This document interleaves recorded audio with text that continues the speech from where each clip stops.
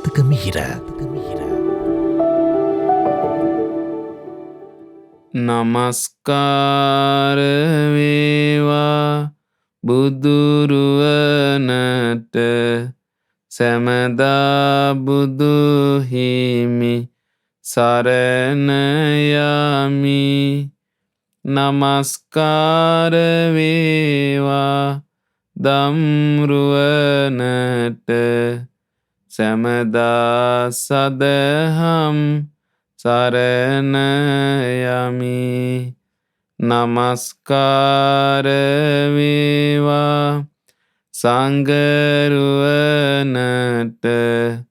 සැමදා මහා සංඝ සරණ යමි. නමස්කාර වේවා තුනුරුවනට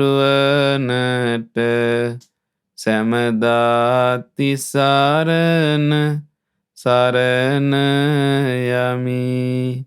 සාදු සාදු සාදු. අප සියලු දෙනාට ගෞතම බුදු සසුන දායාද කළ පරම පූජනීය වූ අනුබුදු මිහිඳු මහරහතන් වහන්සේට අපගේ නමස්කාරය වේවා. සාදු සාදු සාදු. මිහිඳු මහරහතන් වහන්සේ දායාද කළ ධර්මයේ මේ යුගයේදී අපට ඊටාම සරල භාෂාවෙන් පිරිසිදුව කියලා දෙමින් ධර්මයේ හැසිරෙන්නට උපකාර කරන කල්යාණ මිත්‍ර වූ අපගේ ගුරු දේවෝත්තම පින්වත් ලොකු ස්වාමින් වහන්සේටත් අපගේ නමස්කාරය වේවා. සාදු සාදු සාදු. සදහැවත් වාසනාවන්ත පින්වත්නි, ඔබ මේ අසමින් සිටින්නේ මේ ලෝකයට කලාතුරකින් පහළ වන බුදුරජාණන් වහන්සේගේ උතුම් ධර්මයයි. ඉතින් පින්වත්නි, මේ බුදු කෙනෙක් ගැන හිත පහදවා ගන්න එක, ඒ බුදු කෙනෙක්ගේ හදමඩලේ උපන් ධර්මය ගැන හිත පහදවා ගන්න එක බොහෝ විපාක ලැබෙන දෙයක් පින්වත්නි. ඉතින් ඒ බුදුරජාණන් වහන්සේ ගැන හිත පහදවාගෙන, ඒ දහම ගැන හිත පහදවාගෙන, ඒ ශ්‍රාවකත්වයට පැමිණි ශ්‍රාවකයන් පින්වත්නි දුක් කරදර වලින් නිදහස් වුණා. ඒ මොකක් නිසාද? ඒ බුදුරජාණන් වහන්සේගේ උතුම් ඇසුර නිසා. එතකොට හිත පහදවාගත් සැනිමුත් පින්වත්නි බොහෝ පින් උපදිනවා. ඒ තථාගතයන් වහන්සේටත් ධර්මයටත්. ඒ ධර්මයයි තථාගතයන් වහන්සේ කියන්නේ දෙකක් නෙවෙයි, එකක් පින්වත්නි. ඒ ධර්මයේ පහළ වුණේ බුදුරජාණන් වහන්සේගේ හදමඩලේ. අද අපි මේ පොත් වහන්සේලාගෙන් මේ ධර්මයේ බලාගෙන කියවුවට ඒ ධර්මයේ පහළ වෙච්ච බුදුරජාණන් වහන්සේගේ හදමඩලෙහි. ඒකයි අපි මේ ධර්මයට ගරු කරන්න කියන්නේ. අසංකේය කල්ප ගණන් පාරමී පුරලා මේ බණපද පින්වත්නි ලෝකයට වදාළේ. ඒ බුදුරජාණන් වහන්සේත් ගුරුවරයා කොට සැලකුවේ මේ ධර්මය ඒකයි. ඒකයි අපි මේ ධර්මය අහද්දි හොඳට ගරු කරන්න කියන්නේ. මේ රේඩියකින් පව බණ අහද්දි අපි හොඳට බිම වාඩිලා පහත් ආසනයක බිම ඉඳ ගන්න බැයි නා ධර්මයට ගරු කර කර බණ අහන්න ඕනේ. ස්වාමීන් වහන්සේ නමක් තමන් ඉදිරියේ බණ කියන වගේ ඇවිල්ලා. ඊටත් වඩා හිතන්න පුළුවන් නම් කෙනෙකුට බුදුරජාණන් වහන්සේ දැන් ධර්මයේ කියනවා මං එතන වාඩිලා ඉන්නේ කෙනෙක් කියලා හිතලා. ඒ ගෞරවයෙන් යුතුව පින්වත්නි වාඩිලා බණ අහන්න පුළුවන් නම් ඒ ධර්මයට කරන ගෞරවය ඒකයි. ඒ නිසා මේ ධර්මෙ එච්චර සුන්දරයි පින්වත්නි. බුදු කෙනෙක්ගේ හදවතේ පහළ වෙච්ච. ඉතින් ඒ බුදුරජාණන් වහන්සේ කියන්නේ සුළුපටු කෙනෙක් නෙවෙයි. ඒ මහා ගුණ කඳක් ඇතුවයි මේ බුදුරජාණන් වහන්සේ ලෝකෙට පහළ වෙන්නේ. ඉතින් ඒ නිසා බුදුරජාණන් වහන්සේ ගැනත් ඒ හදමණ්ඩලයේ පහළ වෙච්ච බුදුරජාණන් වහන්සේගේ ධර්මයේ ගැනත් කෙනෙක් හිත පහදවා ගන්න එක මහා යහපතක්. ඒකේ තියෙන්නේ පින්වත්නි ඔය අපි නිතර මතක් කරනවා එක. මොකද මේ පින්වතුන්ට ගොඩාක් සතුටු වෙන්න මේ කරුණ කියන්නේ. අපි හැමෝටම තියෙන ওই ගාතාවක් පින්වත්නි බුදුරජාණන් වහන්සේ වදාළ ඒවම් බුද්ධහ අචින්තියා බුද්ධ ධම්මා අචින්තියා අචින්තියේසු පසන්නානං විපාකෝ හෝති අචින්තියෝ කියලා. මේ බුදුරජාණන් වහන්සේලා සිතල ඉවර කරන්න බැරි තරම් ගුණයන්ගෙන් යුක්තයි. ඒ වගේ මේ බුදුරජාණන් වහන්සේගේ හදවතේ පහළ වෙන ධර්මය හිතලා ඉවර කරන්න බැරි තරම් ගුණයන්ගෙන් යුක්තයි. ඉතින් මේ සිතාගත නොහැකි තරම් ගුණයන්ගෙන් යුතු තථාගතයන් වහන්සේ ගැනත් ඒ තථාගත ශ්‍රී සද්ධර්මයේ ගැනත් අචින්තියේසු පසන්නානං ඒ අචින්තිය වූ ඒ උතුම් බුදු කෙනෙක් ගැන දහම ගැන යම් කිසි කෙනෙක් පැහැදිලා ඉන්නවා නම් විපාකෝ හෝති අචින්තියෝ.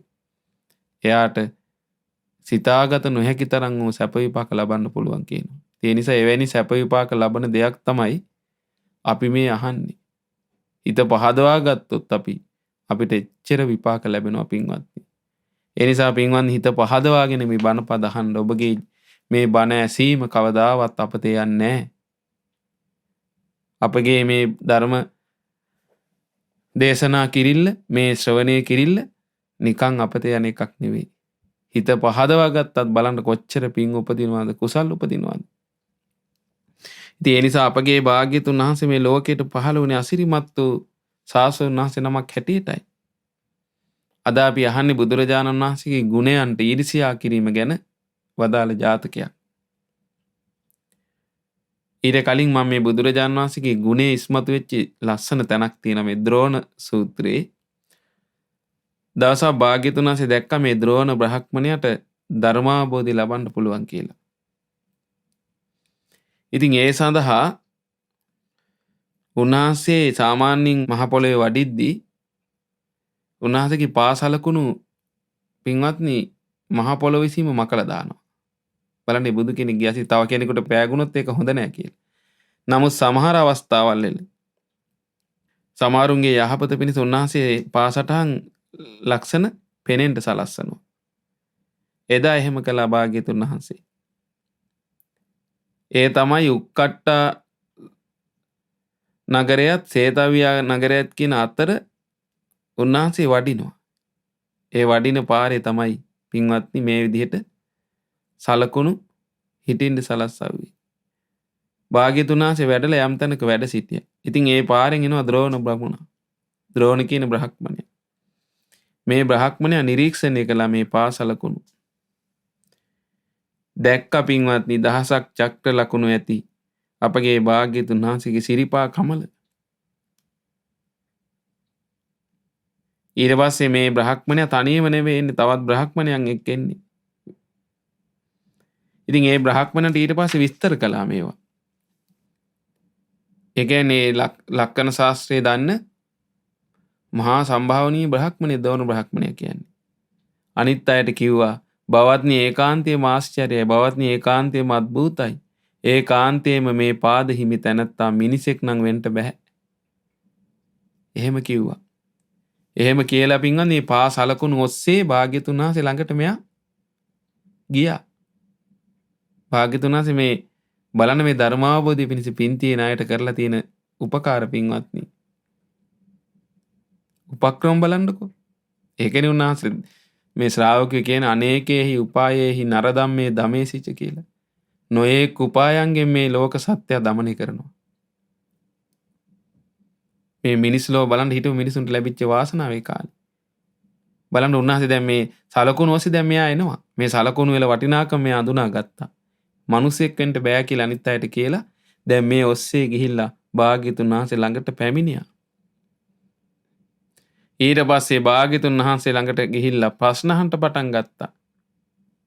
එයා දන්නේ නැහැ දැන් මේ භාග්‍යතුන් වහන්සේ වැඩ ඉන්නේ කියලා බුදු කෙනෙක් කියලා. එයා අහනවා බවත්නි ඔබ දෙවියෙක්ද? බුදුරජාණන් වහන්සේ දර බ්‍රහ්මනේ මම දෙවි කෙනෙක් නොවේ. බවත්නි එසේනම් ගාන්ධර්වෙක්ද? බ්‍රහ්මනේ මම ගාන්ධර්වෙක් නොවෙමි. එසේනම් බවත්නි ඔබ යක්ෂයෙක්ද? බ්‍රහ්මනේ මම යක්ෂයෙක් නොවෙමි. එසේනම් බවත්නි ඔබ මිනිසෙක්ද? බ්‍රහ්මනේ මම මිනිසෙකුත් නොවෙමි. බවත්නි ඔබ දෙවියෙකුත් නොවේ නම් ගාන්ධාරයෙකුත් නොවේ නම් යක්ෂයෙකුත් නොවේ නම් මිනිසෙකුත් නොවේ නම් ඔබ කවරෙක්ද? අන්න එතනදී බුදුරජාණන් වහන්සේ වදාළ බ්‍රහ්මනේ යම් කිසි කෙනෙක් යම් ආශ්‍රවයන් නිසා දෙවි කෙනෙක් වෙනවාද? යම් ආශ්‍රයයන් නිසා ගාන්ධර්වයෙක් වෙනවාද? යම් ආශ්‍රයයන් නිසා යක්ෂයෙක් වෙනවාද? යම් ආශ්‍රයයන් නිසා මිනිසෙක් වෙනවාද? ඒ සියලුම ආශ්‍රවයන් මම ප්‍රහාණය කළා. ඒ ආශ්‍රව වල මුල් සිඳලා ඉන්නේ. ඒ ආශ්‍රව සියල්ල අවසන් කරලා ඉන්නේ. ඒ ආශ්‍රව ආයේ හටගන්නේ නැහැ. බ්‍රහ්මනේ යම් කිසි උපුල් මලක් වේවා, නෙළුම් මලක් වේද, නිල් මහනෙල් මලක් වේද, ඒ මල් සියල්ල ජලයෙහිම ඉපදී, ජලයෙහිම වැඩි, ජලයෙන් මතුවී, ජලයට ඉහළින් ජලයේ නොගෑවී සිටින්නේ යම්සේද? බ්‍රහ්මනේ මමත් ලොවේ ඉපදිලා, ලොවේම වැඩිලා, ලෝකේ මැඩගෙන, ලෝකයට ඉහළින් ලොවේහි නොයලී වාසය කරමි. බ්‍රහ්මනේ දැනගන්න මම තමා බුද්ධ කියන්නේ. බලන්න පින්වත්නි මොන තරම් අසිරිමත්ද. මේ බුදු කෙනෙක් කියන්නේ පින්වත්නි ඒ වගේ උත්තමෙක්. මේ සියලු ලෝක ඉක්මවා ගියපු උත්තමෙක්. මේ සියලු ලෝක අවබෝධ කරගත්ත කෙනෙක්. ඉතින් ඒ බුදුරජාණන් වහන්සේටත් පින්වත්නි ඉරිසියා කරන්න මිනිස්සු හිටියා. මේ ඉරිසියාව කියන්නේ මහා භයානක අකුසලයක් පින්වත්නි. ඉරිසියාව කියන දේෙන් ඒ ඉරිසියා කරන කෙනාම නැසී යනවා. තව කෙනෙකුට ලාභ සත්කාර කීර්ති ප්‍රශංසා ලැබුණොත් ඒක නැතිකරන්න මේ ඉරිසියා කරන කෙනා ඕනම පහත් දෙයක් කරන්න සූදානම්. පින්වත්නි ඒ වගේ අය ඒ බුද්ධ කාලෙත් හිටියා. භාග්‍යතුන් වහන්සේ වැඩ සිටි සමාජය තුල දරුණු විදිහට ඉරිසියාව තිබ්බා පින්වත්නි. ඉතින් මේ කතාවෙන් කියන්නේ එවැනි අවස්ථාවක් ගැනයි. ඒ දිනල අපගේ භාග්‍යතුන් වහන්සේ සවැත් නුවර ජේතවනේ වැඩ සිටී. ඔය කාලේ භාග්‍යතුන් වහන්සේ ගැන මහා යසගී රාවයක් දඹදිව පුරාම පැතිරී ගිහිල්ලා තිබුණා. බොහෝ පිරිස් ඇවිත් බුද්ධ ශාසනය පැවිදි වුණා. රහතන් වහන්සේලා හැම තැනම දකින්ට ලැබුණා. භික්ෂු සංඝයා ගැනත් පොදු ජනයා අප්‍රමාණ ප්‍රසාදයකින් වාසය කළේ. පස් මහා නදිය දෙවුරමට ගලනවා වගේ මහා ලාභ සත්කාර ලැබුණා. තාපස පරිබ්‍රාජක නිගණ්ඨ තීර්ථකයන්ගේ තිබුණු ප්‍රසිද්ධිය හිරු නැගුණාට පසු එළිය නැතිව යන කණාමැදිරියන්ට වගේ වුණා.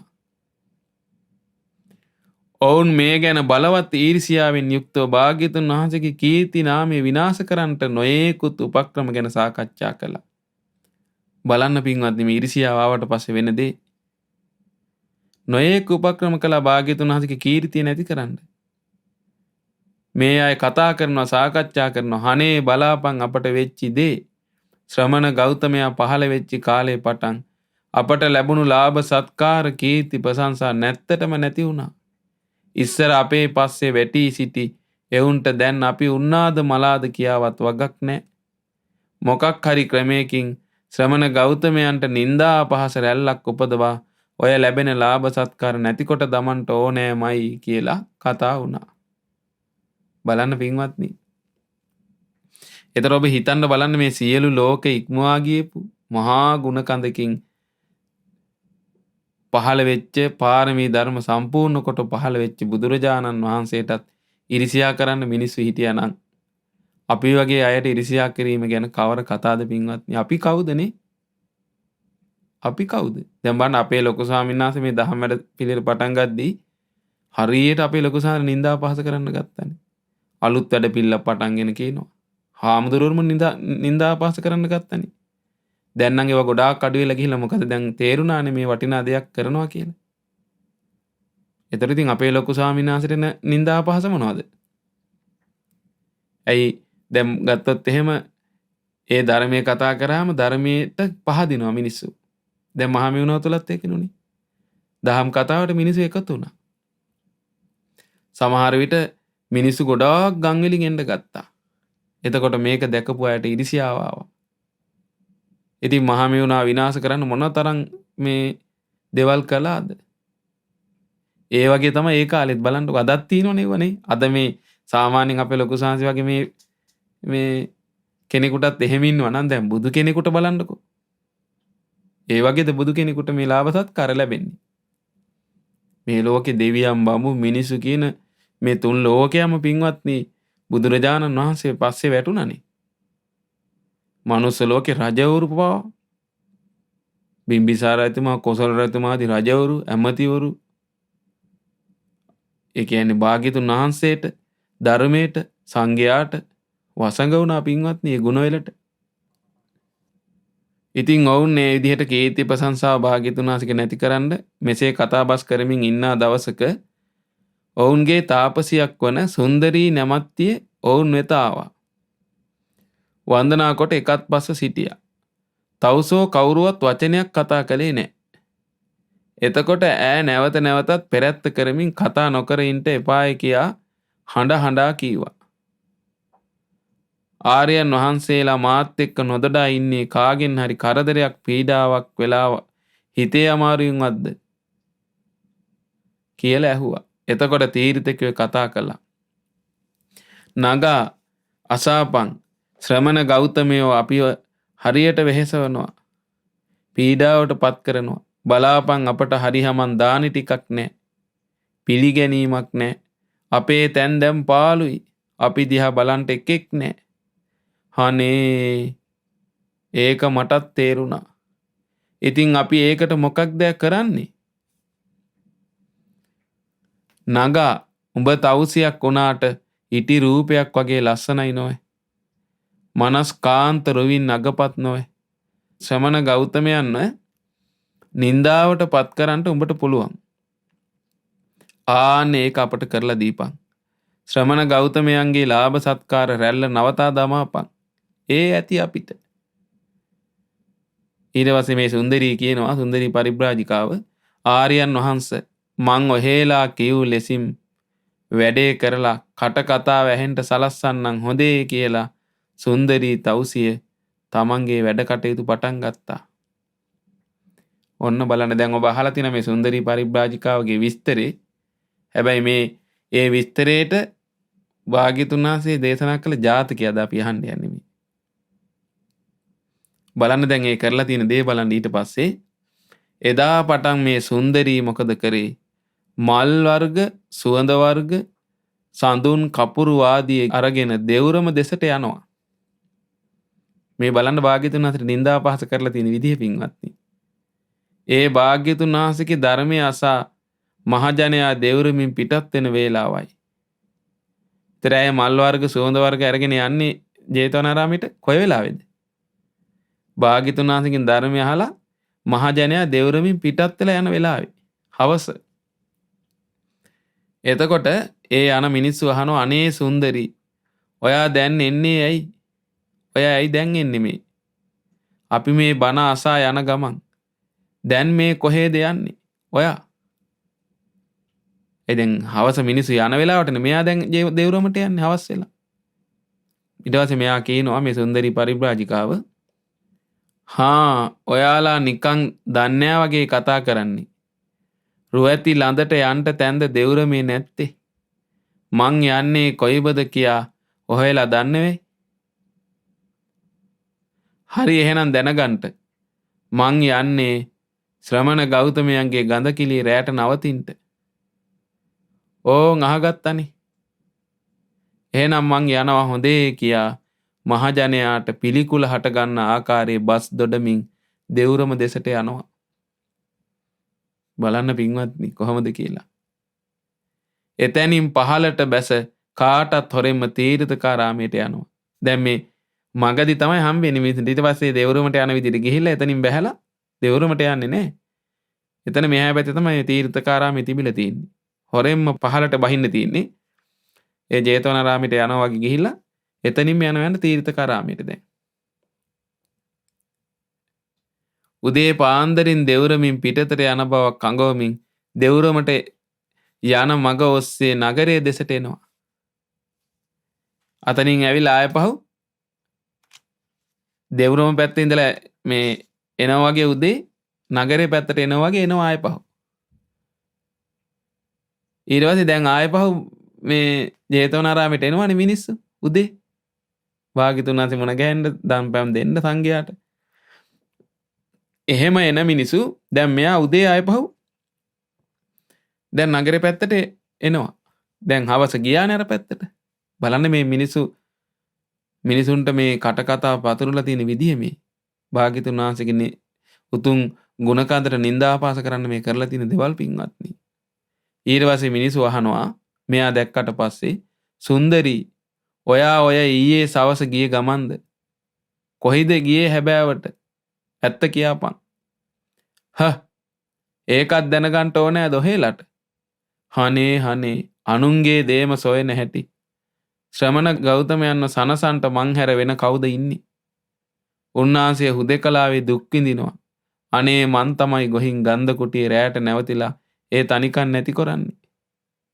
දැන් බලන්න පින්වත්නි කොහමද මේවා කියන්නේ නේ? බලන්න එතකොට හිතා ගන්න බෑනේ දැන් මේ බුදුරජාණන් වහන්සේටත් මේ කරලා තියෙන නිന്ദා අපහාස පින්වත්නි. ඊට පස්සේ අර මිනිසු චී මේ ලාමක ස්ත්‍රිය කියන කතා කියමින් මහජනයා කන් වසා ගන්නවා. දැස් වසා ගන්නවා. තවත් කොටසක් සිතුවේ ඇත්තක් කියන බවයි. සමහරුන්ට හිතුණා ඒක ඇත්තක් කියලා. අන්න බලන්න පින්වත්නි ඕක තමයි ප්‍රශ්නේ. දැන් ඔය පහුගිය කාලේ මට මතකයි අපේ ලොකු ස්වාමීන් වහන්සේ හරියට නිന്ദා අපහාස කළා. ඔය සේරුවාවිල ප්‍රශ්නේදී හරියට නිന്ദා අපහාස කළා. ඉතින් මේවා ඇත්තක් කියලා හිතන මිනිස්සුත් ඉන්නවා පින්වත්නි. ඇයි දන්නේ නැහැ? ඒ වගේ දැන් මේ බුදු කෙනෙක් ගැන කියද්දිත් ඇත්තක් කියන හිතන අය ඉන්නවා. දැන් බුදුරජාණන් වහන්සේ කියන දන්නේ අයට මේක මහා පිළිකුලක්. මොනවද මේ ගෑණි කියන්නේ කියලා. නමුත් ඇත්තක් කියලා හිතපු අයත් ඉඳලා තියෙන ඒ කාලේ. බලන්න ඒ අයට කොච්චර පාපයක් සිද්ධ වෙනවද නේ? අදත් බලන්නකො ඉතින් මේවා තියෙනවා. ඉතින් බුද්ධ කාලේ බුදු කෙනෙකුටත් තිබ්බනම් අද නැති වේද නේ? ඉතින් කරන්න දෙයක් නැහැ පින්වත්නි මේ ලෝකේ බලන්න යනකොට වෙන දේවල් නේ සංසාරේ.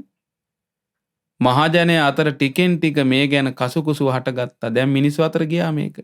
එතකොට තීර්ථකයෝ සොරුන්ට මුදල් දී සුන්දරී මරවා භාග්‍යවතුන් වහන්සේ වැඩ හිඳින ගන්ධ කුටිය ආසන්නයේ ඇති පරමල් දමන වලේ සැඟවෙව්වා.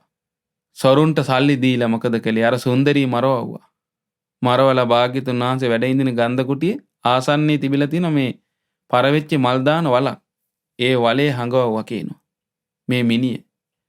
ඊට පස්සේ තීර්ථකයෝ අයියෝ අපේ සුන්දරී අතුරුදහන් වෙලා කියා මහා කෝලාහලයක් කරගෙන මහජනයා පිරිවරාගෙන කොසල් රජු ළඟට ගොස් පැමිණිලි කළා. ඊට පස්සේ රජතුමා ඇහුවා හරි මේ ගැන තොපට ඇති සැකේ මොකද්ද? ඊට පස්සේ කියනවා මේගොල්ලෝ දේවයන් වහන්සේ මේ කියන දවසෙත් සුන්දරී ජේතවනයේට ගිහින් තියෙනවා. ඊට පස්සේ ඈට වෙච්ච දෙයක් කවුරුත් දන්නේ නැහැ. ඒ නිසා අපි දෙවුරම පරීක්ෂා කොට බලන්ටද? ඊට රජතුමා කියනවා ඔව් ඒකේ වැරද්දක් නැහැ. ගිහින් සොයා බැලුවට මක් වෙනවද? ඉතින් රජතුමාත් කිව්වා එහෙනම් කමන්නේ හොයලා බලන්න කියලා. කොසල් රජුගේ අවසරය ලබාගත් කූට තීර්ථකයෝ තමන්ගේ දායක පිරිසත් සමග ජේතවනාරාමයට කඩා වැදුනා. එහෙ මෙහෙ සොයනවා වගේ ගිහින් මල් දමන වල අවුස්සන්ට පටන් ගත්තා. දැන් මේ අයමනේ හංගලා ගියේ මරලා. මේ අය මැවිලා දැන් අවුස්සනවා. ඊට පස්සේ ටික වෙලාවකින් මොකද කිව්වේ? මේ බලාපල්ලා මේන් සුන්දරී ඉන්නවා කියා කෑ ගසන්ට පටන් ගත්තා. සුන්දරීගේ මල කඳ ගොඩටගෙන ඇඳක තබා ගත්තා. තීර්ථකයෝ ආයමත් ගිහින් කොසල් රජුරවන්ට පැමිණිලි කළා. දේවයන් වහන්සේ අපි සුන්දරීගේ මිනිය සොයාගත්තා. ශ්‍රමණ ගෞතමයන්ගේ ශ්‍රාවකයෝ සාසුන් වහන්සේ කරපු පාප කර්ම සංගවා දමන්ට ඕනෑ කියලයි සුන්දරීව මරවා මල්ගොඩේ සංගවා තියෙන්නේ. බලන්න පින්වත්නි මේ කරලා තියෙන දේවල්. අපගේ බුදුරජාණන් වහන්සේගේ මහා ගුණ කන්දට බලන්නකො පින්වත්නි. මේ ඉරිසියා කරලා කරන වැඩ මේ නීච සත්‍යා කරගන්න දේවල් පින්වත්නි. හරියට සඳමලට අසූචි ගහන්න හදනවා වගේ. පුළුවන් ද කරන්න මේක? ඒ වගේ දෙයක් නෙමෙයි. ඒ නිසා දේවයන් වහන්සේ මහජනයා මේකේ ඇත්ත දැනගන්න ඕනේ. සුන්දරීගේ මිනිය නගරයේ හැමතැනම අරගෙන ගොහින් පෙන්වන්න ඕනේ. දැන් රජතුමා දන්නේ නැහැනේ මේවා. රජතුමාගෙමුත් ගත්ත කොහොම හරි අවසරේ මේගොල්ලෝ බොරු කියලා බලන්න. එතකොට අන්‍ය තීර්ථකයෝ සුන්දරීගේ මිනිය පෙන්නමින් නගරයේ වීදියක් ගාන ගියා. කොහොම තියෙන්නේ නැද්ද?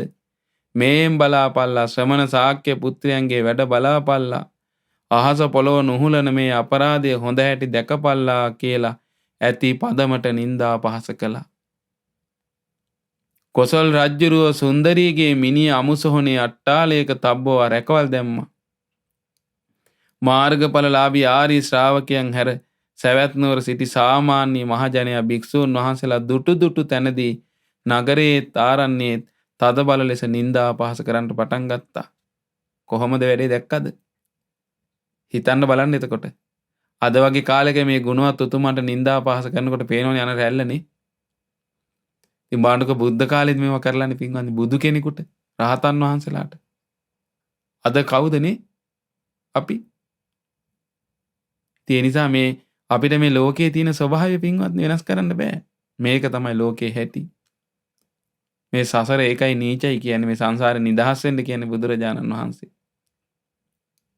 බලන්නකො ලෝකේ පාරමිතා සම්පූර්ණ කොට කිසිම අගුණයක් නැතුව සියලු ගුණ උපදවා ගත්ත බුදු කෙනෙකුට බලන්න නිନ୍ଦා අපහාස කරන හැටිනේ. අපි බලමුකෝ මේකෙන් මොකද්ද වෙන්නේ කියලා. ඉතින් ආර්ය ශ්‍රාවකයන් හැර පින්වත්නි අනිත් බොහෝ සියලු ජනයා නිନ୍ଦා කරන්න පටන් ගත්තා. භික්ෂුන් වහන්සේලා දුටු තැන නිନ୍ଦා කරනවා. භික්ෂුන් වහන්සේලා මේ ගැන භාග්‍යතුන් වහන්සේට සැලකලා. එතකොට භාග්‍යතුන් වහන්සේ එහෙම චෝදනා කරන මිනිසුන්ට මේ ගාථාවෙන් පිළිතුරු දෙන්න කියා මේ ගාථාව වදාලා. ඔන්න බලන්න බුදුරජාණන් වහන්සේ පින්වත්නි. බුදුරජාණන් වහන්සේ අකම්පිත වැඩ සිටිනවා පින්වත්නි. අපේ බුදුරජාණන්සේ අටලෝ දහමට කම්පා නොවන ගුණයෙන් යුක්තයි. උන්වහන්සේ මේවට කම්පා වෙන්නේ නැහැ. හැබැයි දැන් මේ චෝදනා කරද්දී මිනිස්සු භික්ෂුන් වහන්සේලාට හැර කියා ගන්න දෙයක් නැහැ. ඊට පස්සේ තමයි භාග්‍යතුන් වහන්සේගෙන් අසා වදාලේ.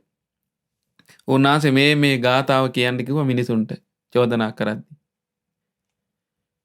මෙන්න මේ විදිහට වදාලා. පිරිසිදු නිදොස් අයට අභූත දෙයින් බනින කෙනා මරණින් මතු නොවැරදීම නිරයේ උපදින්නේ යමෙක් දරුණු පව්කම් කොට තමා නොකළ බව කියයිද මේ දෙන්නම මරණින් මතු එක තැනටයි යන්නේ පහත් නීච පව්කම් කොට ඒ අය පරලොව ගිය විට බිහිසුණු නිරයේ ඒ පව් විඳින්ට සිදුවන්නේ. ඔය ගාථාව දේශනා කරන්න කිව්වා මිනිසුන්ට. පිරිසිදු නිදොස් අයට දොස් නැති පිරිසිදු අයට අභූත දෙයින් බනින කෙනාට අභූත චෝදනා කරන කෙනා මරණින් මතු නොවැරදීම නිරේ උපදිනවා. යමෙක් දරුණු පව්කම් කරලා තමා කරේ නෑ කියලා අනුන්ට පටවයිද? දැන් එහෙමනේ දැන් ඒ අය කරේ මේක. දැන් භාග්‍යතුන් වහන්සේට පටවනවා මේ වැරද්ද. තමන් කරව පව අනිත් අයට කියලා තමන් කළේ නෑ කියලා කියයිද? මේ දෙන්නම මරණින් මතු එක තැනටයි යන්නේ. චෝදනා කරන අයටත් තමන් පව්කම් කළා අනිත් අයට ඒ පව්කම් දාලා තමන් නොකළ බව කියනවනම් දෙන්නම එක තැනට යනවා කිව්වා. පහත් නීච පව්කම් කොට ඒ අය පරලොව ගිය විට බිහිසුණු නිරේ ඒ පව් විඳින්ට සිද්ධ වෙනවා. ඔය ගාථාව කියන්න කිව්වා. ඊට පස්සේ භික්ෂුන් වහන්සේලා තමන්ට නිନ୍ଦා කරන මිනිස්සුන්ට මේ ගාථාව කිව්වා. කොසල් රජුටත් මේ ගාථාව ගැන දැනගන්න ලැබුණා. රජ්ජුරුව සුන්දරී මරන්ට ඇත්තේ වෙනින් කවුරුන් හෝ වෙන්ට ඇති කියා ඒ ගැන සොයන්ට චරපුරුෂයෝ දැම්මා. බලන්න දැන් භාග්‍යතුන් වහන්සේ මේ කියපු ගාථාවෙන් රජතුමත් තේරුම් ගත්තා. ඉතින් මේක වෙන කවුරු හරි කරන්න ඇති කියලා චරපුරුෂයෝ දැම්මා. සුන්දරී මැරූ සොරු තමන්ලත් මුදලින් රාපොලේ හොඳටම සුරාබී වෙරිමතින් කෝලාහල කරගත්තා. දැන් බලන්න මේවා එන විදිහ එළියටනේ. බුදු කෙනෙකුටනේ කරන්න පින්වත් නෙමෙයි. ඉතින් මේ සුන්දරී මරපු අය සල්ලි දීලානේ මරවුවේ. ඒ අය ගිහිල්ලා පින්වත්නි රාබී බීදි රාපොලේ වෙරිමතින් කෝලාහල කරගන්න ගත්තා. ඉතින් දැන් කොසල රජතුමාගේ චරපුරුෂය හැමතැනම දාලා ඉන්නේ. මෙතෙන්ඩත් ගිහිල්ලා හිටියේ. බීමත්ව සිටි එකෙක් මෙහෙම කිව්වා. දැන් රණ්ඩු කරගන්න ගමන්. තෝ සුන්දරීව එක පහරින්ම මරලා පරමල් වලේ හංගලා ඒකට ලැබුණු ගාස්තුවෙන් හොඳට සුරා බොනවනේ. හොඳා තව බීපන් කියලා එක අර සුරා බොන කෙනෙක් අනික් කෙනාට කිව්වා. එතන වෙස්වලාගෙන සිටිය රාජපුරුෂයෝ වුන් අල්ලාගෙන කොසල් රජුරුවන් ළඟට ගෙන ගියා. ඊට පස්සේ එතන හිටි චරපුරුෂයෝ අල්ලගත්තා මේ අය. කොසල් රජතුමා ළඟට ගෙනිච්චා. රජුරුව වුන්ගෙන් ප්‍රශ්න කළා. රජතුමා කියනවා දැන් තොපි ඇත්ත කියපන්. දන්නව නෝයි රාජ අනගෙන හරි තොපි නේද සුන්දරී මැරුවේ. ඔන්න කිව්වා ඊට පස්සේ එහෙමයි දේවයන් වහන්සේ. කවුරුන් මෙහෙවාද සුන්දරීව මැරුවේ? කවුද මෙහෙවගේ මේ සුන්දරී මරවන්න? අන්‍ය තීර්ථකයෝ දේවයන් වහන්සේ අපට ඒක කරන්න කිව්වේ. ඔන්න විස්තරේ එළියට ආවා. එතකොට රජුරු අන්‍ය තීර්ථක තවුසන්ව කැඳෙව්වා. මෙහෙම කිව්වා හරි දැන් තමුසෙලාට සුන්දරීගේ මිනිහ ආයමත් ඇඳක තියා දෙනවා. කලින් වගේම නගරයට ඒක අරගෙන යන්න ඕනේ. වීදියක් ගානේ ගෙනියන්න ඕනේ. ඊළඟට මෙහෙමත් කියන්න ඕනේ. මේ සුන්දරී අපි මැරුවේ ශ්‍රමණ ගෞතමයන් වහන්සේට නින්දා අපහාස කරන්න ඕනේ නිසයි.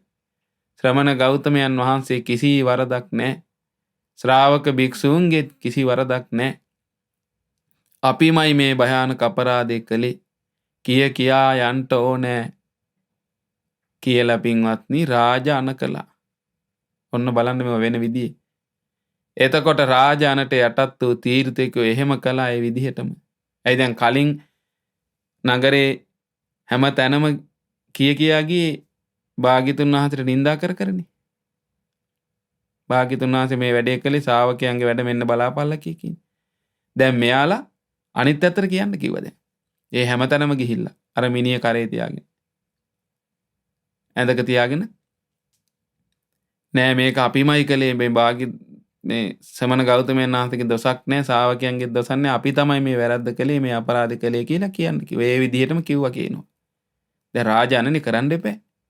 මෝඩ ජනයාට එදා තමයි ඇත්ත වැටහුණේ.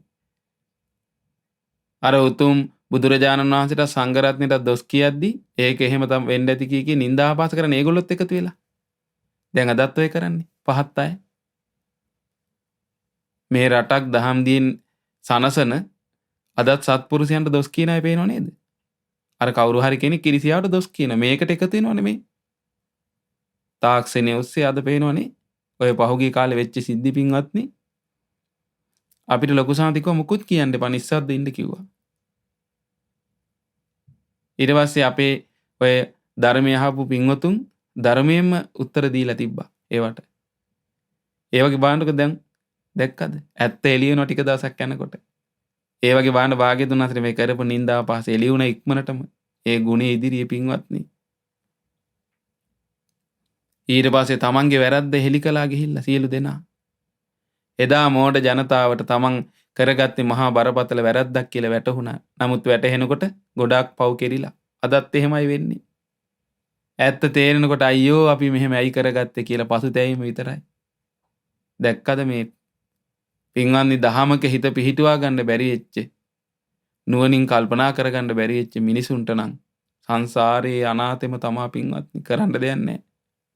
ඒ කාලෙත් බලන්න වෙලා තියෙන දේ. තීර්ථකයන්ට සුන්දරී මැරුව අයටත් දඬුවම් ලැබුණා. එතෙන් පටන් භාග්‍යතුන් වහන්සේට කලින්ටත් වඩා ලාභ සත්කාර ගලාගෙන ආවා. බලන්න දැන් වෙලා තියෙන දේවල්. කලින්ට වඩා ලාභ සත්කාර ආවා කියන ගලාගෙන. හරියට සඳුන් කොටයක් කොටන්න කපන්න පින්වන්දි සුවඳ ගහනවා වගේ. භාග්‍යතුන් වහන්සේගේ නින්දා අපහාස කරන්න ඒ වගේ නැවත භාග්‍යතුන් වහන්සේගේ ගුණේ තව තවත් ඉස්මතු වුණා. බලන්න. ඉතින් දවසක් දන්සභා මණ්ඩපේ රැස් වූ භික්ෂුන් වහන්සේලා මේ ගැන කතා කරමින් සිටියා. එවත්නි භාග්‍යතුන් වහන්සේගේ චරිතය කැලල් කරන්නට ගොහින් තමන්ගේ චරිතයමයි කැලල් වුණේ.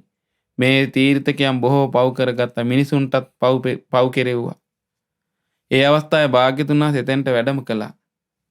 භික්ෂුන් වහන්සේලා තමන් කතා කරමින් සිටි කරුණ භාග්‍යතුන් වහන්සේට සැලකලා. භාග්‍යතුන් වහන්සේ මෙහෙම වදාලා. මහණෙනි බුදුවරයන් වහන්සේලාට කැලල් උපද්දවන්න බෑ. ඒක හරියට ස්වභාවයෙන්ම බබලන මණිකක් කිලිටි කරන්නට මහන්සි ගැනීමක් වගේ. ඉස්සරත් ස්වභාවයෙන්ම බබලන මැණිකක් කිලිටි කරන්නට ඕනෑ කියා මහන්සි ගත්තා. නමුත් කරගන්නට බැරි වුණා. එතකොට භික්ෂුන් වහන්සේලා ඉස්සර සිදු ඒ දේ කියා දෙන්න කියා භාග්‍යතුන් වහන්සේගෙන් ඉල්ලා හිටියා. බුදුරජාණන් ඒ වෙලාවේ තමයි වදාළේ මේ ජාතකේ. දැන් බලන්න මේ ජාතකයේ මේ වෙනකන් අපි දැන් විශාල වෙලාවක් මේ විස්තරය ගැන කිව්වේ. ඉතින් මේ ජාතකේ හරි පුංචි ජාතකයක්. මණිසූකර ජාතකේ. මහණි ගොඩක් ඉස්සර කාලෙක බරණැස්පුරේ බ්‍රහ්මදත්ත කියලා රජ කෙනෙක් රාජ්‍ය කරන කාලේ බෝධිසත්වයෝ එක්තරා ගමක බ්‍රාහ්මණ පවුලක උපන්නා. වියපත් වුණාට පස්සේ ගිහි ජීවිතය අත්හැර හිමාලයට ගිහින් තුන් පර්වත වලල්ලෙන් එපිටට ගිහින් තාපසෙක් වෙලා කුටියක වාසය කළා. ඒ තාපසින් වහන්සේගේ කුටියට නුදුරින් මණිකින් කළ ගුහාවක් තියෙනවා. ඒ ගුහාවේ ඌරෝ 30ක් පමණ ඉන්නවා. ඒ ගුහාවට නුදුරින් එක් සිංහෙක් ගමන් කරනවා. එතකොට සිංහයාගේ ඡායාව මණික් මත පැහැදිලිව පේනවා. සිංහ ඡායාව දකින්නකොට ඌරෝ බියෙන් සලිත වෙලා යනවා. මේ නිසාම අධික බීතිය හේතුවෙන් ඔවුන් හොඳටම කෙට්ටු වුණා. දවසක් ඌරෝ මෙහෙම කතා වුණා. මේ මණික දිලිසෙන එක අපට හරීම කරදරයි. මේකේ සිංහයාගේ ඡායාව පේන එක නවත්තන්න විදියක් ඇත්තෙම නැහැ. අපි මේ මණිකේ දිලිසීම නැති කරලා දාමු කියලා ඒ ළඟ ඇති විලකට ගිහින් මඩ තවරාගෙන ඇවිත් අර මණික් මතු පිට අතුල්ලන්ට පටන් ගත්තා. ඌරු ලොම් වලින් මණික මතු පිට ඇතිල්ලෙන විට කලින් තිබුණාටත් වඩා මණික බබලන්ට පටන් ගත්තා. ඌරන්ගේ උපාය වැරදුනා. වෙන උපායක් හිතා ගන්නටත් බෑ. මේ මණික දුර්වරණ කරන උපායක් තාපසින්නාංශයෙන්වත් අසා ගන්නට ඕනෑ කියලා ඌරෝ බෝධිසත්වයන් වහන්සේ ළඟට ආවා. දැන් ඒ කිට්ටුවනේ බෝධිසත්වයන් වහන්සේ ඉන්නේ කුටියක. ඒ කුටියට ආවා. ඇවිත් වන්දනා කොට එකත් පස්ස සිට මේ ගාතාවන් පැවසුවා. ඌරෝ. දැන් මට ඉතින් මේ ඌරෝ කතා කරන දේවල් බෝධිසත්වයන් වහන්සේ හොඳට දන්නවා. මේ බලන්න මෙහෙම කියනවා. 30ක් පමණ ඌරෝවන මේ අසරණ අපි දැන් සත් අවුරුද්දක් තිස්සේ මණික් ගුහාවේ ඉන්නේ. මණිකේ දිලිසීම නසා දමන්ටමයි ඕනේ. ඒ ගැනමයි නිතරම අපි මේ දොඩමින් ඉන්නේ. ඔය විදිහට කීවා. අපි 30ක් පමණ එච්ච ඌරු හරි අසරණයි. දැන් 7 අවුරුද්දක් මේ මණික් ගුහාවේ අපි ඉන්නේ. මණිකේ දිලිසීම නසා දමන්ටමයි අපිට ඕනේ. ඒ ගැනමයි නිතර අපි මේ දොඩමින් ඉන්නේ. ඊළඟට කියනවා. ඇඟ තවරාගෙන ආමඬ තදින් අතුල්ලනවා. අනේන් එතකොට මණික තවත් වැඩියෙන් දිලිසෙනවා. මේකට අපි කළ යුතු දේ අසාගන්ට ආවේ. මණික් කෙලිය වනසන හැටි මගක් කියාපන්නේ. ඇගේ අපි මඩ තවරාගෙන ඇවිල්ලා තදින් අතුල්ලනවා මේ ගලේ. මේ මණිකේ. මේ මණික් ගුහාවේ. මණිකන්නේ මණික් ගුහාවක්. අනේ එතකොට මණික් තව තවත් දිලිසෙනවා කියනවා.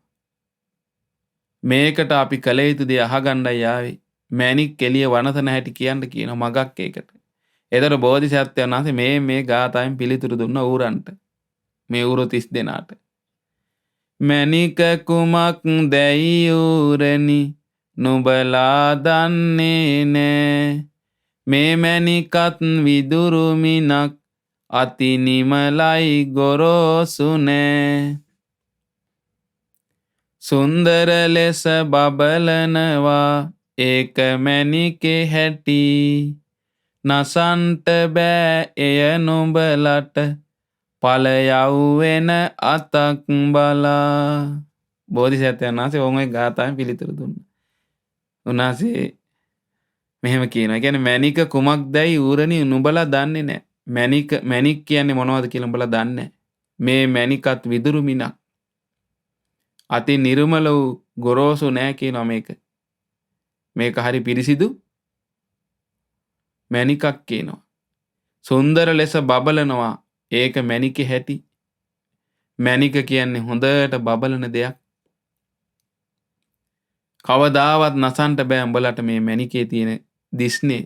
ඵලයව වෙන අතක් බලාගෙන යන්න මෙතනින් කියලා බෝධිසත්වයන් වහන්සේ ගාථාව කිව්වා. එතකොට බෝධිසත්වයන් පැවසූ කරුණ ඌරන්ට පිළිගන්ට සිදු වුණා.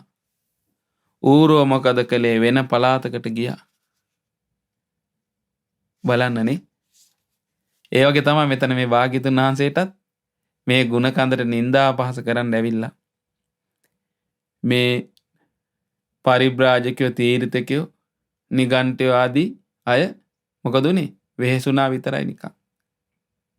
තමන්ට මහා පව් ගොඩක් රැස් වෙලා මහා කරදරයක් වුණා මිසක් භාග්‍යතුන් වහන්සේගේ ගුණ නසන්න බැරි වුණා.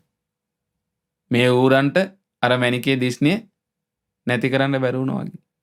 මඩ ගෙනල්ලා ජරාව ගෙනල්ලා මේක වහන්න බැලුවා මේ මැණික. නමුත් දිස්නේමයි ආවේ එහෙම කරන්න. ඒ වගේ තමයි බුදුරජාණන් වහන්සේටත් පින්වත්නි. ඒ ශ්‍රාවකයන්ට මේ අන්නේ ආගමික අය, මේ ඉරිසියා කරපු අය තමන්ගේ ලාභ සත්කාර තමන්ට අහිමි වුණා කියලා ඉරිසියාවෙන් මහා නරක වචනෙන් නිନ୍ଦා අපහාස කළා. මේ වගේ මහා දරුණු වැඩ කළා.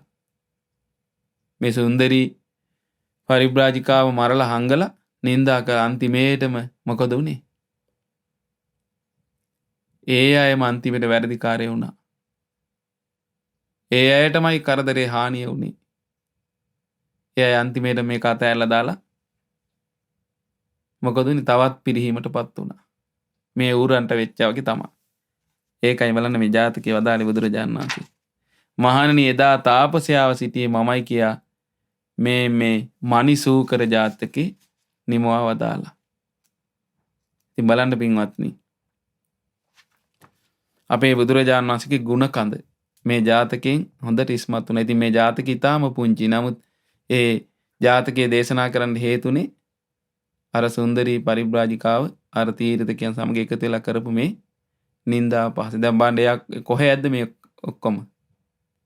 දැන් බුදුරජාණන් වහන්සේ දාන්නේ ගුණවතුන් නිନ୍ଦා අපහාස කරාම කොහෙද උපදින්නේ? නිරේ උපදින්නේ.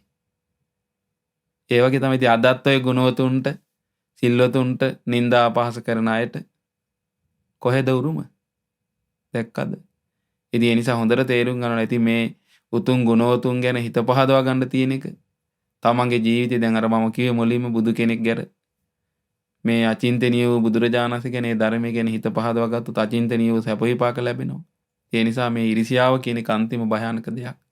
ඒ නිසා අපිටත් පින්වත්නි, ඉරිසියාව කිසිම කෙනෙකුට ඉරිසියා නොකර අනුන්ගේ දියුණුව දැක සතුටු වෙමින් මුදිතාවෙන් යුක්තව අපිටත් ඒ බුදුරජාණන් වහන්සේගේ උතුම් ගුණ ගැන හිත පහදවාගෙන ඒ ධර්මයේ ශ්‍රවණය කරමින් උතුම් ගුණ දියුණු කරගෙන අපිටත් බුදුරජාණන් වහන්සේගේ උතුම් සසුනේ පිහිට ලබන්න මේ උතුම් දහම් කතාවත් ඒකාන්තයෙන්ම උපකාර වෙත්වා. සාදු සාදු සාදු. පුණ්‍යානුමෝදනාව.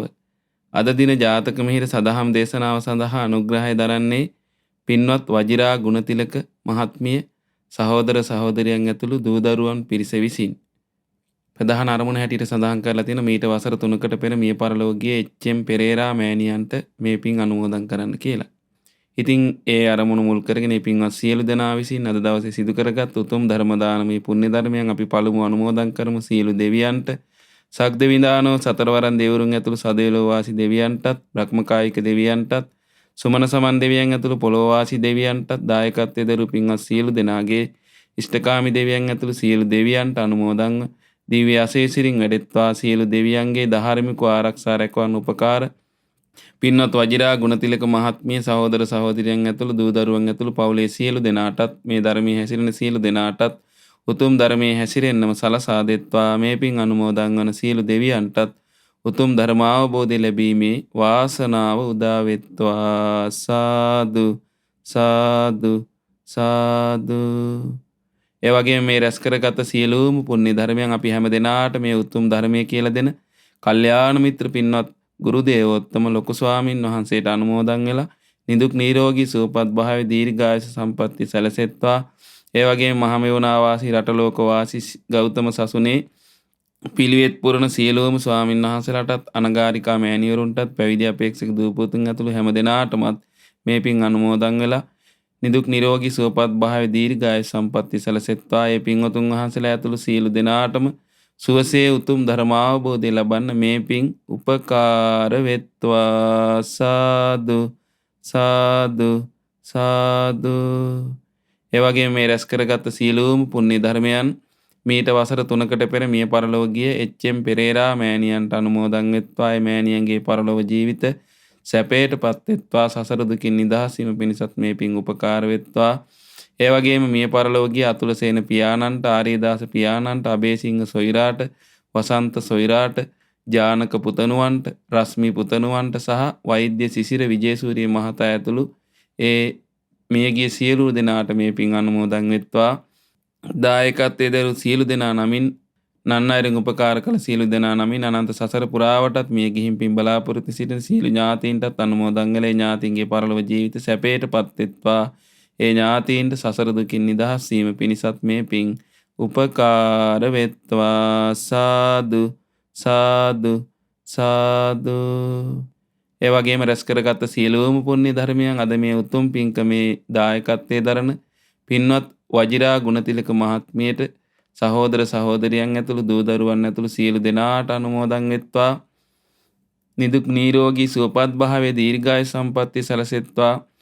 ඒ වගේම දීගොඩ කුමාර මහතා සහ එම මැතිණිය ඇතුළු දෙපාර්ශ්වයේ දෙමව්පියන්ට, දූ දරුවන්ට, සහෝදර සහෝදරියන් ඇතුළු ඒ පවුල්වල සියලු දෙනාටත් මේ පින්කම සඳහා නන්නයිරින් උපකාර කළ ඒ පවුල්වල සියලු දෙනාටත් මේ පින් අනුමෝදන් වෙලා හැම දිනාටම නිදුක් නිරෝගී සුවපත් භාවයේ දීර්ඝායු සම්පatti සැලසෙත්වා.